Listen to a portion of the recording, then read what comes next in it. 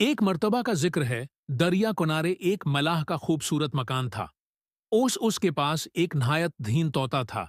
वो न सिर्फ खूबसूरत था, बल्कि लोगों को उनकी परेशानियों का हल भी बताता था।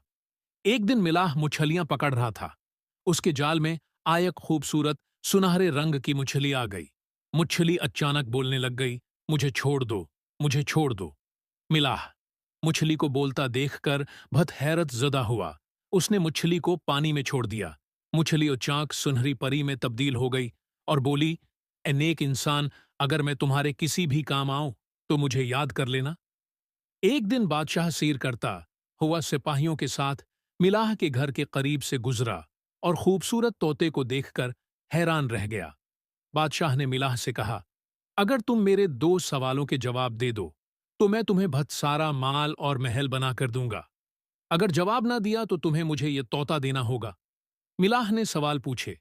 बादशाह ने कहा, पहला सवाल है, वो कौन सी चीज है जो एक दूसरे के पीछे लगी हुई है? दूसरा सवाल है, वो कौन सी दो चीजें हैं जो पहले चार फिर दो फिर तीन हो जाती हैं? हैं? मिलाह ने बादशाह से 2 दिन का वक्त मांगा और तोते को लेकर दरिया किनारे आ गया।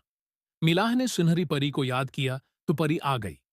मिलाह ने उसे दोनों सवाल बताए और उससे मदद मांगी। परी ने कहा, पहले सवाल का जवाब है, जो चीज एक दूसरे के पीछे लगी है वो रात और दिन है। और दूसरा जवाब है, इंसान पैदा होने के बाद 4 हाथ पांव चलना सीखता है, फिर 2 टांगों पर चलता है, फिर घोड़ा होने पर लाठी का सहारा लेता है तो 3 टांगें हो जाती हैं।